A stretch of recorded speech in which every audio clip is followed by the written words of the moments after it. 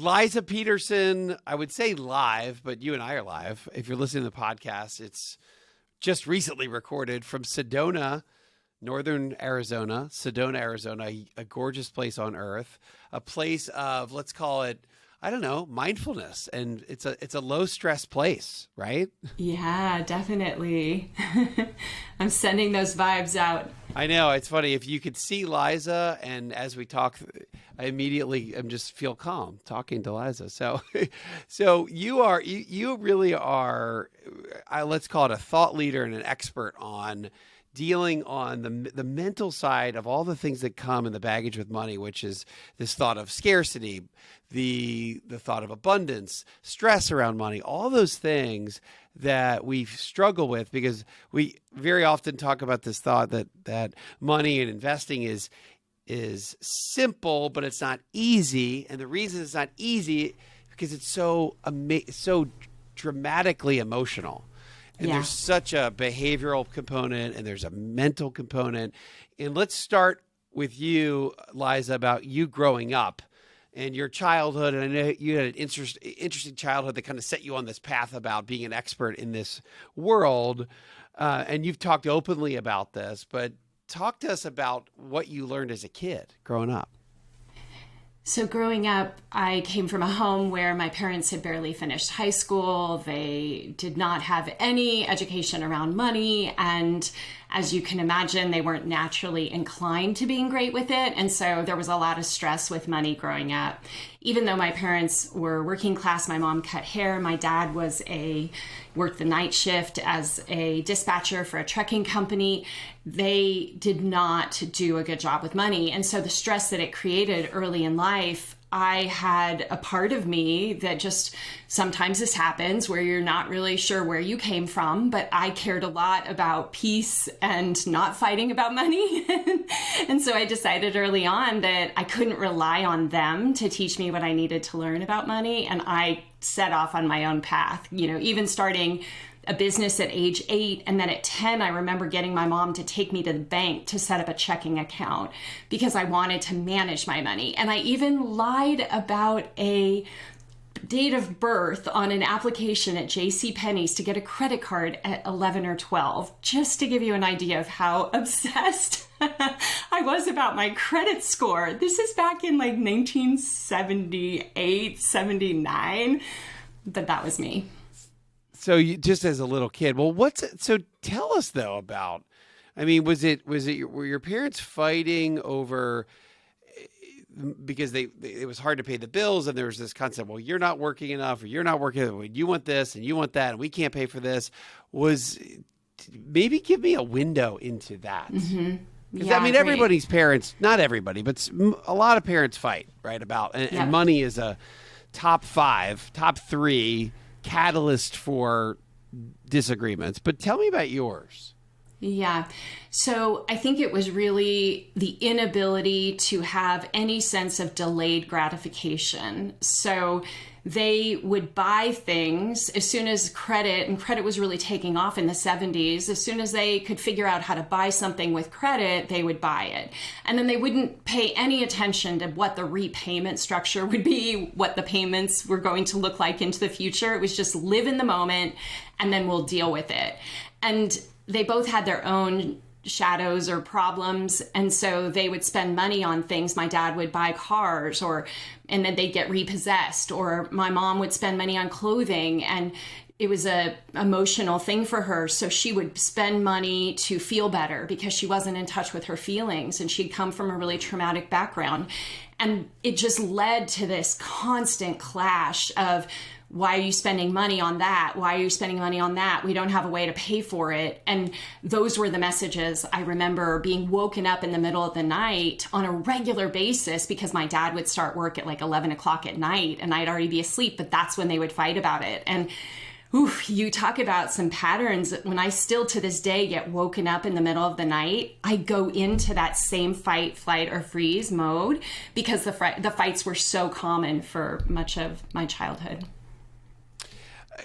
So maybe then, so this is just parents that were, they use money as a instant gratification, but they both kind of did it.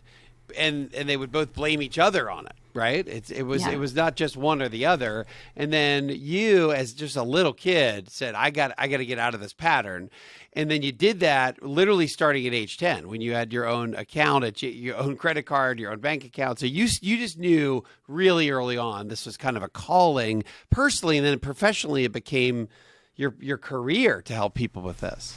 Yeah, I think what happened was I made a decision just because of what I saw for them, that if I had a lot of money when I was an adult, then I wouldn't have stress in my life. Then all my problems would be solved. And I really did live that way for a pretty long time, where it was all about how much money can I save, how much money can I earn, how much money can I get in my investing projects. Like everything was about the money. And I really did spend my 20s just completely consumed by how to make money, sacrificing everything else, I think, because it was just such a unhealthy drive early on to like try and fix something that I didn't really know how to explore outside of money relationship. Well, what were you doing then in your 20s? Were you like working 2 or 3 jobs trying to save everything you could? Like the opposite of maybe your parents? What was that like? What were you doing? Yeah, well, first off, I went to college. My parents hadn't gone to college. So I think a lot of going to college was the idea that it would set me up and make it better. Then when I got out of school in 88, and 89 was a really bad economic year. I lived in the Bay Area in San Francisco, and the help wanted in the San Francisco Chronicle was like one line of jobs. There was just nothing available. And so I was designing clothes, getting minimum wage, which is what I had studied in undergrad. And I woke up one day and I'm like, oh my gosh, I want to follow this creative path, but I can't do it because I'm going to end up just like my parents. So I decided to apply to get my MBA in finance, which could not have been a bigger switch from creative to, numbers. And I got my MBA. And then once I got the MBA, it was all about my career. And then even then later in my 20s, it became about home ownership, and my husband had chosen to become a contractor. And so I started figuring out and strategizing about how we could be making money and growing our net worth through real estate ventures. And so I got into that. But now you said, though, even though you were focused on it, you were putting yourself in a good financial situation. Did that hit a wall, though? What happened? It didn't hit a wall. It continued, but what ended up happening, sadly, is in 1999, my dad was killed quite brutally, and it was a problem between him and his ex-girlfriend and her boyfriend.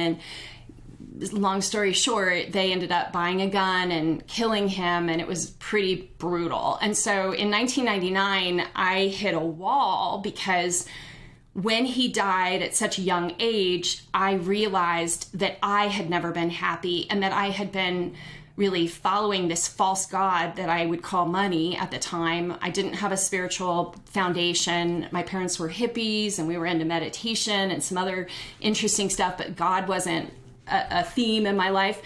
And basically I just fell apart. In 1999, I had a really big job at Wells Fargo at the time. I was managing a huge group of people, and I literally collapsed on the inside because of what was happening in my relationship with myself and what had happened for my father. And then I still kept the facade of everything looked fine. I have this big job. I have all this responsibility. And I kind of split into 2 people back then. So this is like 22 years ago. And that was what laid the foundation for me starting to discover that I had put a lot of attention to money and not enough attention to all these other important aspects of life. And I started realizing that most people weren't so extreme as I, but by this time I was working in financial services and working with people. First as I left my career after my dad died in executive kind of marketing within a big bank. And I went into mortgage, becoming a private mortgage banker for Wells Fargo, and eventually a financial advisor. But once I started working with people face to face with money, I was like, oh my gosh, I'm not the only one who's struggling with this stuff, with these emotional experiences behind money. And I just saw it hundreds and hundreds of times. And that started to inform me that there was a conversation happening that nobody was talking about, but I was just noticing. And what was that conversation then? Is that this overemphasis as though as long as I get a certain amount of money, everything's going to be okay? Is that it's almost like, hey, money's going to be happiness at some point. I got to get there. Well, even deeper than that, like what I noticed is that some people that I worked with, no matter what happened with money, they were just like, they let it roll down their back. Everything was fine. They wouldn't get stressed out. They were just really cool with it. And then I saw all these people that were like me, that like something would go wrong and they'd be blaming people, they'd be upset, they'd be angry, they'd be fighting. So a couple would be fighting about something, or all these patterns would arise in this emotional relationship with money. And I was witnessing it. And that was the turning point. I was like, some people just have this natural, prosperous way of looking at money, and others are very focused on what can go wrong, what will go wrong, when's the next shoe gonna drop, when's it gonna fall apart. And that was where I got really curious. So, and that leads you then to this thought and this study of scarcity mindset and then abundance mindset, which I want to, let's go right into that. I mean, well, first, let me ask you, obviously there's this mental side and this mental part of relationship between how we think about money and our finances. Is that right out of the gate, this dichotomy between abundance and scarcity? The idea that, well, I think it's helpful just to mention that there has been research about what happens to us when we think that there isn't enough of a resource. And we don't have to look too far. Yeah, what happens? Well, first of all, we all have a perfect example of what happens when we think about toilet paper about a year ago, right? What happened? Yeah. The minute people noticed that we didn't have enough toilet paper, not only did they hoard the toilet paper, they also started worrying about other things us running out of other things. So you start to hoard and engage in certain behavior to try and protect yourself. So the research says that when we're trapped in this idea, there's not enough, we actually tunnel our vision into only seeing a few possible outcomes for any given problem. And we actually have a loss in IQ of between 13 and 14 points. So the decisions that we make is just like losing a full night's sleep. That's about the same difference, but it happens over and over and over again. So we're making decisions with, as they say, half a deck. Like we literally become stupid in our decision making as a result of scarcity thinking. Wow. Well, okay. So give me an example. So that's a great example. So, right. So the pandemic, it happens over and over and over again too, on a grand scale. We just, in the Southeast where I live, we had a pipeline go down, we had an oil pipeline go down, and there was a gas shortage for like 3 or 4 days. And it went from kind of bad to people filling up trash bags with gasoline. So people were hoarding it to the point where they literally like somebody's at one point, it was on the news that somebody had a trash bag. Imagine this, filling it up with gasoline. It's like leaking everywhere. I think a van blew up. I mean, just crazy. We've become crazy. So you're right. It's kind of like, how could that be? But to your point, mentally, we literally become clinically stupider, right? Mm-hmm. We become stupid. Yeah. What's like give me a money version of that. I mean, that's an amazing, that's like a consumer version, but is this like, so tell what would be an example of that? Are we talking about if we're investing and we lose money on a stock, we get crazy and we get dumb about it? If we lose a job, give us some real life things that happen. So the data that we look at about the average investor is completely in support of this, which says that the market, let's say it's been at 10%, the average investor gets 3 or 4% because when things get tough, they sell the instruments that could have recovered. So we just throw out all the research, we don't pay attention, and we get super emotional, and we respond from this emotional place of, this is going to continue. This is going to get worse. I need to protect myself. And we do this, in the pandemic, there were behaviors that not just with toilet paper, but I think that even the home boom right now, like my husband and I specialize in real estate. And I am sure that part of what's happening, there's a lot of factors in driving up real estate prices. But all these people, right, we had a generation of people who said, I don't think I want to be a homeowner, is what they're saying. So people in their 20s and 30s were not buying homes. The pandemic happens, and all of a sudden, everybody's like, oh my gosh, I need to own a home. And so we drive up prices by everyone entering the market at the same time because they're afraid of missing out. Now, granted, maybe it's a good decision, but if we don't know this is happening to us and might be informing our decisions, that's when we get into the land of like, hey, be careful. Why are you making this decision? Is it really good for you? Or are you just doing it because you're scared that you're going to miss out? Fascinating. So you're almost saying that part of this housing boom that we're in, right? We're and in every market, and I know you're in Arizona, but we see this in Arizona and California and Texas and in Atlanta. You see it all over the country, but it's a similar phenomenon. You're saying it's almost like a hoarding. Hey, I didn't think I wanted a house. And then all of a sudden we got hit by this shock, and the shock said, hey, you know what? Forever, you're going to need a house. And you have a generation of people that were renting and thought, hey, no big deal. I don't need to buy a house too. Now a flood of demand from a group that for a long time was like, I don't know if I need a house. Yeah. So it's informing decisions all the time. I think what I've learned in helping people is in all the stuff that we don't really think about on a regular basis, which is if I'm stuck in scarcity ways of thinking, does that cause me to even start trying to save money or even start trying to invest in the stock market? Like we get so frozen in one way of behavior that it becomes really tough to try something different. So the scarcity causes us to live in this place of, well, I didn't do it in the past, so I can't do it in the future. So I'm not even going to try. And so, that kind of leads into that behavior change because let's face it, some people are really good with money. I think that's awesome. I feel like I've always been pretty good with money overall. But there are also a lot of people in one of the wealthiest countries in the world who aren't so good with money. I was curious about what can we do for them? How can we help them change their behavior? And scarcity is a key part of that.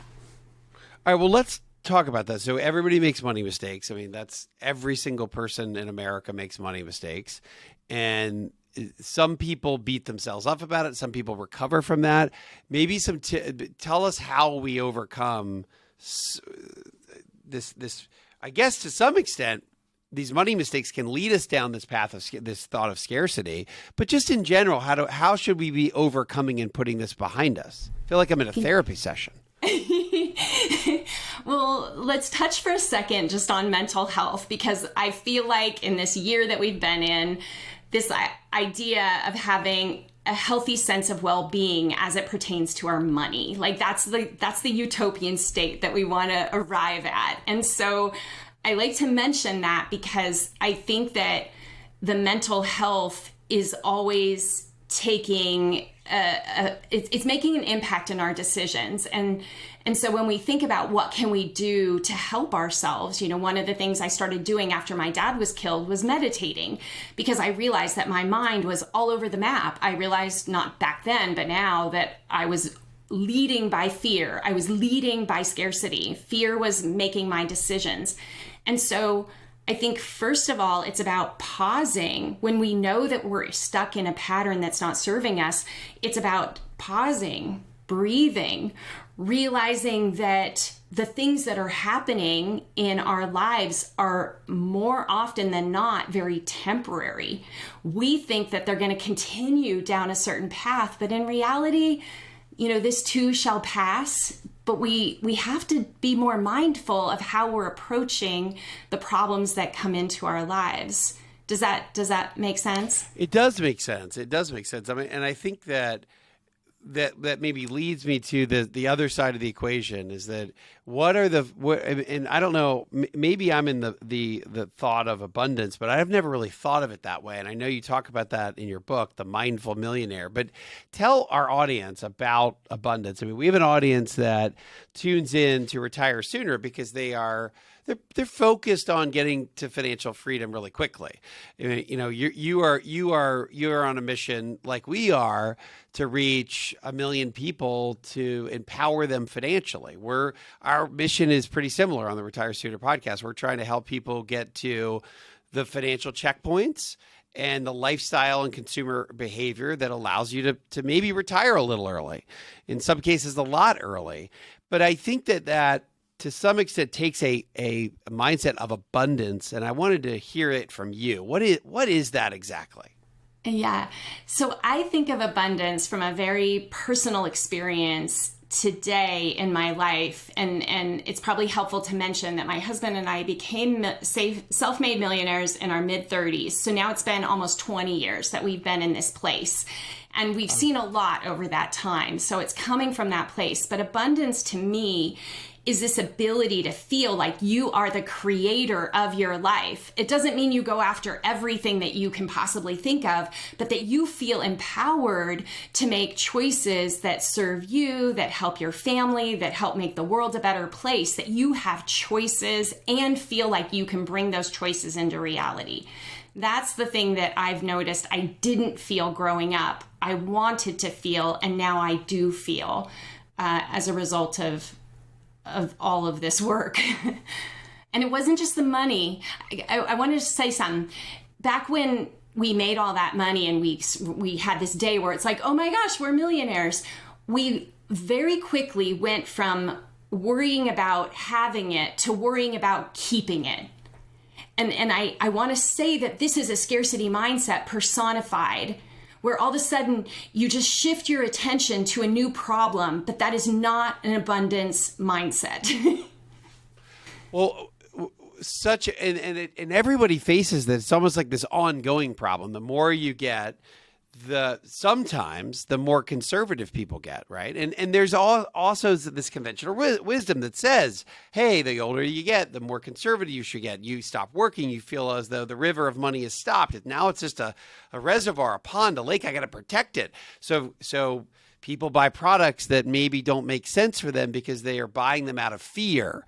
So there's just but you're constantly getting hit. We're all constantly getting hit with this continuum. You did this early on. You were in your 30s and you got wealthy, and then you were like, okay, now I got to protect it. But that's an ongoing problem, right? It just keeps happening. How do you keep yourself from scarcity and stay in abundance? I was just going to say it has a lot to do with things like gratitude, slowing down, reframing the conversation. We didn't talk about this earlier, but one of the things that I think really hurts us in today's day and age with social media are these pressures around social comparison, or feeling like no matter how much you get, you don't measure up to what other people are achieving. And so I have found great joy for myself and for my clients when we can slow down and really celebrate where we've come from, the choices that we have in our lives, the opportunities that we have, just because of the internet, for example, the freedom to work from home, to be more available to our family. Like, it's in the moment by moment realization of just how much we have, whether we have a little or we have a lot. We can actually be living this no matter what, right? That's the point of all of it, that your happiness cannot be completely tied to a dollar amount, because that number can change and you don't necessarily know when that might happen. But when we are practicing these senses of, wow, look at this life I get to live, look at all the opportunity I have, it changes the way we look at our lives. And also, I think, as a leader to others, we change the conversation happening for other people too. So if you're going to do a talk, and this, I'm totally guilty of what you just talked about, is that there is no celebration in my life when it comes to success or money or anything. Like, there is zero. No matter how well anything does, it just for some reason doesn't give me it doesn't give me a lift. I mean, if we can sell 50,000 books, if we sold 50,000 books, and we did, I'm like, oh, well, we really should sell 100. Then we get to 100, it's like, yeah, that's good. It's good enough, but it'd be better to sell 150. I have this, and I don't know if that's scarcity. I don't know what you call that, but I can tell you it is very difficult for me mentally to ever sit back and celebrate anything when it comes to money, success, career, and I'm starting to feel like, wow, maybe you should teach me how to do this. So, but that's common too. I'm sure our listeners, it's not like people are good in America of celebrating their success. I mean, I tell me how to do that, please, Leisa. Yes. I have no idea. I have no idea even where to start about looking back, except listen, I try to practice gratitude, and I am thankful for where I am, but I don't think we're very good at that in America. I think we're terrible at that. I would completely agree. And don't get me wrong, I work on this. It's part of the reason I love what I do now so much is I get regular reminders. But one thing we can be thinking about is enoughness, like sufficiency and enoughness. Like, what is enough in my life? And I think that when we ask ourselves that question, we realize that enough is actually very different than the egoic more, more, more. And it is a celebration when we arrive at a place of, oh my gosh, I have enough. And Wes, I'll say to you right now, like, this is a big thing that's been happening to me, especially over this past 90 days. Like, we sold some properties, some things came together, and I was like, I do not actually need to add to my net worth. There's no drive to grow that number. I feel like I've reached this place of enough. And now I channel it more into my children and helping them kind of go where they want to go. But it's a fascinating transition when we allow ourselves to be at a place of enough. But combined with that is also an understanding of what it means to feel satisfied, like truly satiated. And I think the sad thing in our culture is we don't get regular training about this. Now, even if you like chocolate, I like chocolate. I really like mint flavored chocolate. So you put that chocolate in your mouth and you sit with that chocolate. Me too. I think, okay. by the way, this is, I stayed at a rental house in Michigan. I think this is maybe 2 years ago. And in the freezer from the people that had been there before. I mean, nobody eats the stuff that anybody else leaves, obviously, okay. Right? Except for this, because in the freezer there was a bag of green M&Ms that they were mint M&Ms. I'd never had those before, and they were pretty much frozen, which made them even better. And I remember looking into the bag and saying, normally I wouldn't do this, but I'm just going to try, because they look pretty well preserved because they're in the freezer. And I had a frozen mint M&M, which is what you're talking about, and it's the best M&M I've ever had in my life. That bag was gone in like literally in a minute and a half. That thing was gone. My kids came over. I'm like, guys, you got to taste this. Boom, thing gone. Anyway, sorry for the aside, but mint and chocolate and cold, I'm right with you. But keep going.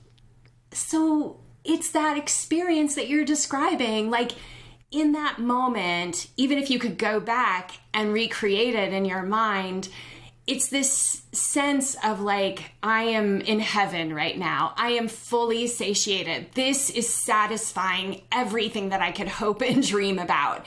We don't spend enough time in that place. And, I've lately been talking a lot about like the slow food movement, which took off maybe 10, 15 years ago, where you're slowing down and you're savoring the food when you make it, and then when you eat it, and then when you finish it, and it's a community experience.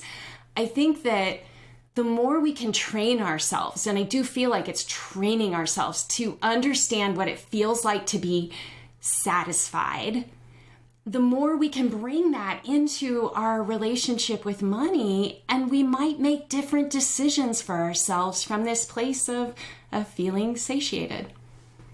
Man, you're coming at this a whole different way than I've ever even looked at this. I mean, so to be satisfied it sounds like a work in progress, right? So enoughness, You're throwing out a lot of terms I've never even heard before. So enoughness, I love that. I've never heard that. And the thought of being satiated when it comes to money or finances is a pretty interesting one. I mean, one of I've done a lot of money and happiness research over the years, and I've written about it a lot. And one of the relationships that I get to is I kind of, to some extent, one of my drivers in this was the thought that Wall Street in general, which really drives thought in America when it comes to money, because they have the money to advertise the way you should think about money, right? And they're publicly traded big companies. You can't blame them but they're in the more forever category. You need more, you need more, you need more. You don't have enough, and then you'll hear like Susie Orman will come out and say, "You minimum you need $5 million to retire, and you should have 10." And we got most people in America are just living, you've got a third of America living on Social Security. So these are almost like shock jock type things to say, but the reality here is that America and Wall Street drives you to it's never enough. And then I found out empirically in one of my research studies that if you look at median happiness, the median from the unhappy group to the happy group, and I do this research and compare these happy groups versus unhappy groups, is interestingly a lot less than Wall Street would have said. It actually ends up, I'm drawing this out as we speak, there's an inflection point right at about 500 grand. And that's not a ton of money in the world that we live in, right? I mean, it's not, that's not what gets celebrated in headlines, $500,000. Still a lot of money to get to for most people. But it is this seeming actual, some sort of inflection point from maybe it's really just, hey, I'm at least, I can pay the bills, and I'm at least this comfortable inflection point. But I guess, how do you, in a world that tells us it's never enough, we become satiated with money is mostly from gratitude and pause and slowing down? Is that a big part of it? I think it has a lot to do with what is the emotional drivers behind the decisions that you're making. So, I mentioned, I would say that I kind of entered in this crisis because I was so used to being driven, and then all of a sudden pausing and realizing that I wanted something different for myself. And what I realized, like I said, was I went from it being about myself and retirement and taking care of all the things that my husband and I need, to all of a sudden shifting to think, well, how could I set my children up? How could I help them have a healthy foundation? Or how can I help my clients do this same sort of stuff?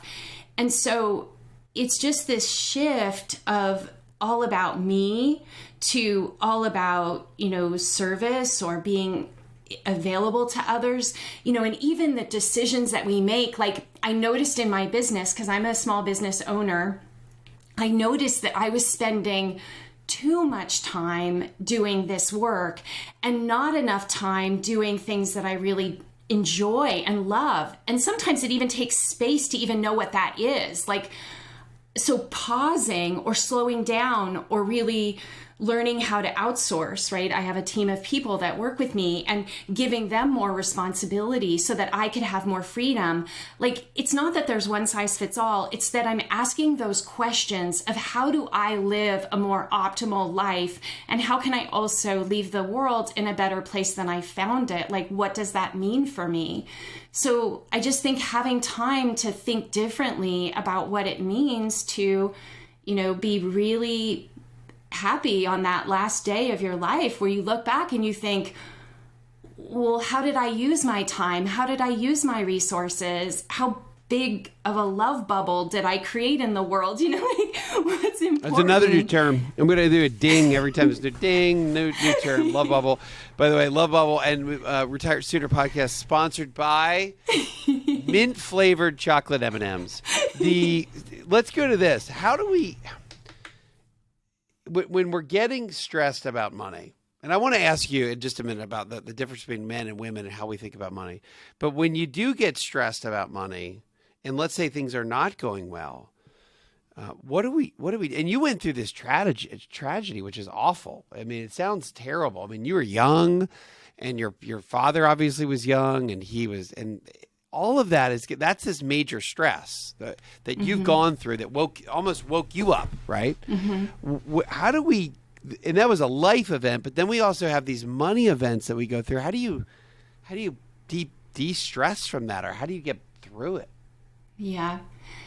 I teach meditation because meditation has been such a pivotal part of my life. And I think that, again, just for everything that you said earlier about the moving fast forward, I've realized that I needed to change those behaviors. And so what I show people and teach people how to do is to breathe, to pause, to maybe even have breath work practices in the morning. And then that turns into some quiet time where we spend in reflection of where we're headed, what we're working on, what's most important to us.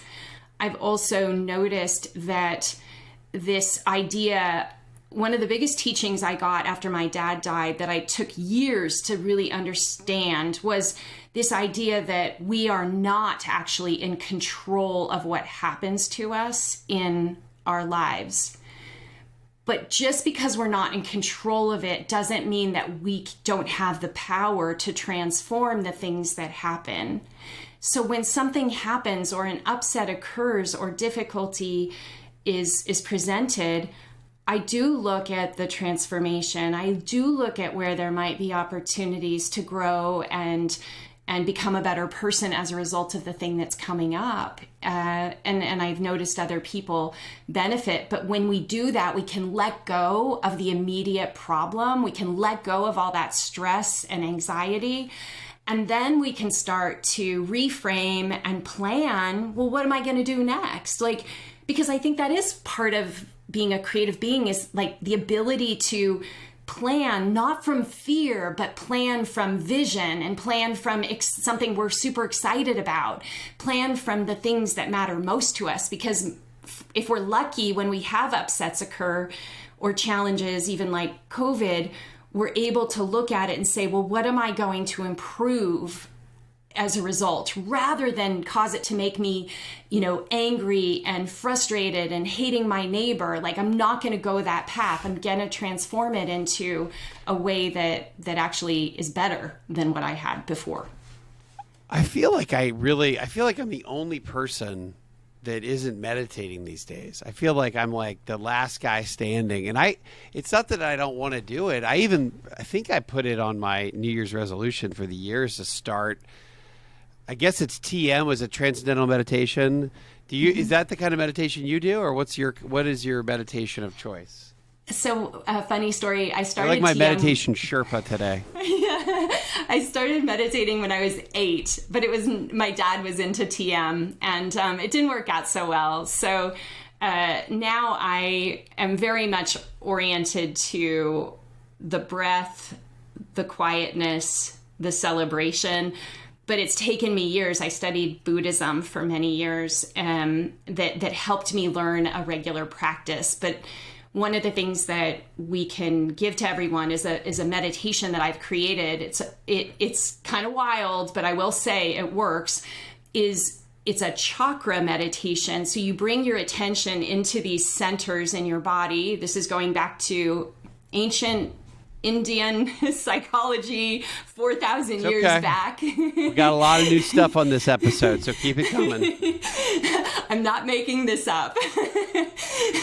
But what I do is I teach people how to get more in touch with these energy centers in their body, but we use the meditation and the breath to notice where we're holding on to patterns of scarcity. So we can give everyone access to this meditation. You could try it out. A lot of people, thousands of people all over the world, using it on a daily basis, because it helps us look at not just the mindfulness that we're talking about, but also the scarcity patterns and breaking those patterns.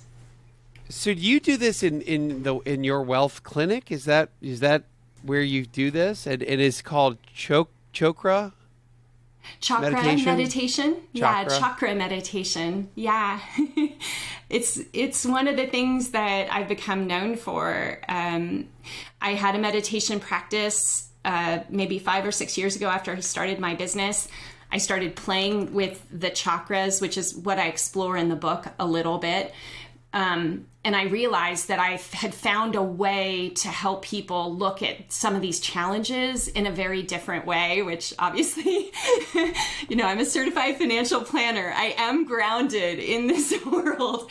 And I like the ethereal, I like the magical and the mystical, and I wanted to bring those two things together. And the meditation helps you do that. You are America's spiritual money advisor. You really are. There is nobody else quite like it, which is cool, and that's why I think this is something very new for our audience. Here I am, this host. I've been doing radio and media for 15 years almost, and I've never talked about meditation or anything like this in all these years. So my audience is like, yeah, Wes, you're clueless about this. And Leisa is, that's why we brought you on, is to talk about, even though I've never done it, I actually am very open to it. And I do think that it has a ton of merit because there is no perfect or easy answer to the mental side of money. It's just not, nobody has the perfect answer. Nobody's figured it out. And if you have a way to help, and you do, Leisa, then I think it's worth exploring, and that's why I think this is great for you to be able to talk about it. Let's talk about women and men and money. I know that this is one of the topics that you like to talk about a little bit, and you've got investing and savings. I think of it a little bit as like I guess, and I learned this maybe the first year I was in the investment business, and today it's probably, I'd be canceled for this, but the way I think of it is, or I was explained, is that men think of money a little bit more like a river, and money is flowing, and women think of money almost like as a reservoir, and it's this thing to protect. I don't know if that's right. You probably think I'm crazy, but that's what I learned early on. It's probably, something to get canceled for these days, but you tell me what the difference is. Yeah. Well, and I think that we can look at it even from the lens of feminine and masculine, and these traits are, universal. So we all tap into them, but there are these biological things that have happened over, the thousands and thousands of years of women being the protector of the home and being able to make sure that all the answers are going to keep everyone safe, whereas men go out and bring it back. And there's those things that play into this. But what I would say about it is, by the way, you said all that, not me. I didn't say any of that. Okay. It was you that said that. Yeah, but keep going. Yes, exactly. I'm owning it. There are biological things at hand. I see them. I work with a lot of women, about 80%, more and more men, I'll go through waves, are interested in this conversation, but a lot of women are. And I think it has a lot to do with the fact that we are interested in the touchy-feely emotional aspects of money more than other folks might be. And because we're interested in that, and we know that we are motivated by the touchy-feely things, we want to understand our emotions more than maybe some guys want to understand their emotions about money. That's it. I've just noticed it again and again. It opens up a conversation that my men clients love. It's like, wait a minute, we're going to get to talk about this. And the more they lean into it, the more they enjoy talking about it, because they're like, I've never talked about these things before. So I just think it's fun to pay attention to the differences. And I want to also say that I approached money from a very masculine approach for the majority, of that first 30 years of my life. Then I went totally in the other direction and looked at all the touchy-feely stuff. But in the past few years, what I've noticed is it's both and. If we can be both, we can be practical and we can be ethereal. We can focus on our feelings and our emotions and get in touch with that. And we can make really, really good decisions from a practical goal setting perspective, because that's how I've built my wealth. I like the combination of both of them, not being either or one being better than the other, because that's simply limiting at best. Yeah, I don't know how anybody could argue with that. I think you're not discounting let's say maybe a more traditional approach, but you're saying that there's a lot to this getting in touch and understanding the mental side and the emotional side, which we know is important, and that's usually where people fail. So yeah, it makes sense that you have to put them together. Is it as simple as the thought of being, let's say, aggressive with money and defensive? In the Millionaire Next Door book that Thomas Stanley wrote about, he talked about how millionaires are both good, they're good at offense, but they're good at defense. Now, in his context, it was defense was don't spend a lot. Offense was, oh, go out and make the money. And that's kind of his way to look at it. Is that a difference between men and women at all, or not? Is that similar to what you're talking about, or not really? I think that's one way to look at it. One thing I would interject that might be a little different, going back to something like spending, because I think that there can be a tendency when we're budgeting to cut out everything and live this very like bare bones, I'm going to spend as little as I possibly can so that I have a better future, right? So economic shutdown, yeah. Yeah, so the difference here is about getting in touch with your values and the things that are absolutely the most important to you. And then prioritizing spending so that the things that are most important to you are getting probably more than what you were spending on things that aren't actually important. So it's reconfiguring the way that you're organizing your spending behavior so that you can have a beautiful, fulfilling life today and have money left over for the future. So it's both and. That's such a that's a tough balance, right? It's a hard balance for people. What is it? And now how does that relate then back to self-care, right? I mean, self-care is something that I know that we talk about more and more in America. As life gets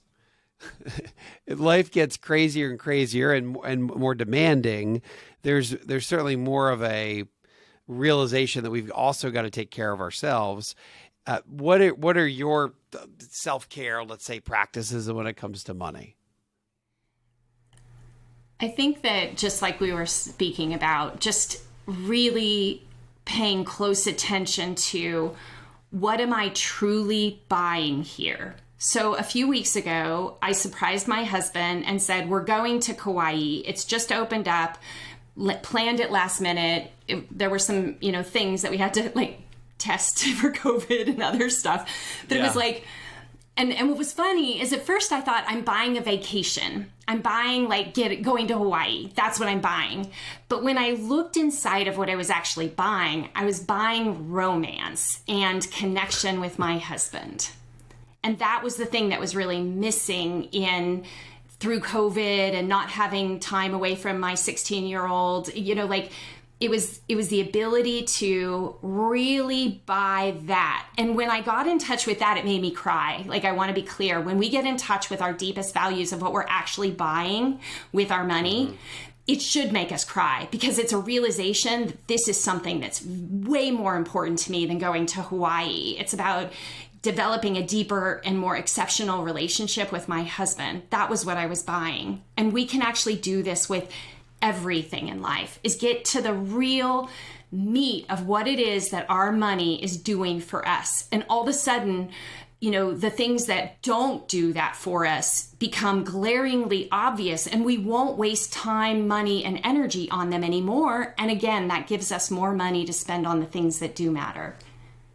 It is an interesting exercise, and I suspect, though, that is one of the things you try to help people with, is that you're going deeper and deeper into the root cause of why you're doing something financially. And if you really stop and think, you could ask that question a couple of times, like, why are you doing this? I want to go to Hawaii. Well, no, why do you want to go to Hawaii? Well, I want to spend more time with my husband. Well, why do you want to spend more time with my husband? Well, because really COVID has been a place where we haven't really had a lot of time together because it's been about the kids. So, okay, well, let's go one more layer. And then, so that's like 4 or 5 layers down is what you're saying. And I guess we could do that almost on Leisa, on almost anything we're buying. Yeah. Yeah, because think cool. about it. Like, some people buy things, and I mean, this isn't to like judge, but some people buy things because it's going to look really good on their Instagram feed nowadays. I'm buying it so that I can put it on Instagram.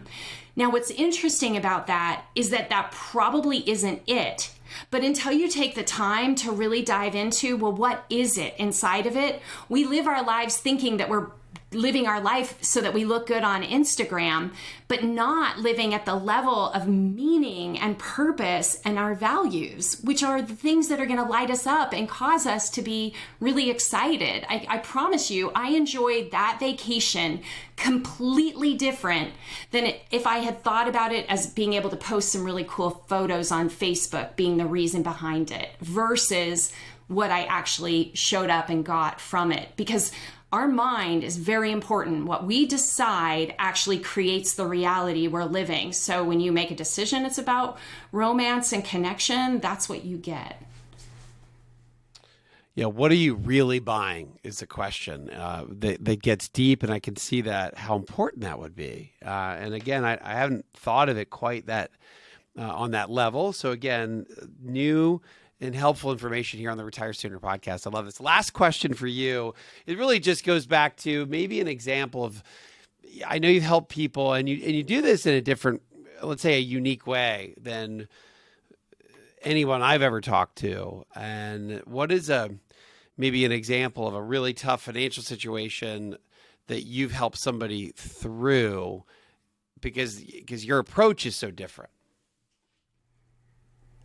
There's a lot of stories, but one that's coming up is a man that I worked with who had kind of these feast or famine cycles in the past with money. So up and down. Money came in, then it was all gone, and he didn't know how he was going to pay his bills. So just up and down.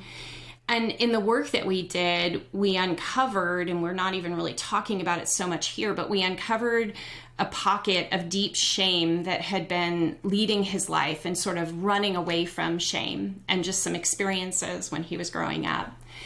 And in the ability to notice what was causing these ups and downs in his money and letting those go, what was so fascinating is people come to my work because of the money. But when we got into it, we realized that this had a lot to do with his relationship with his father. And in understanding how that relationship was still playing out today, even though none of those things that happened in the past were repeating themselves, he was holding on to this story. He was able to go back and deepen his relationship with his father. And his father, within a very short amount of time, actually passed away.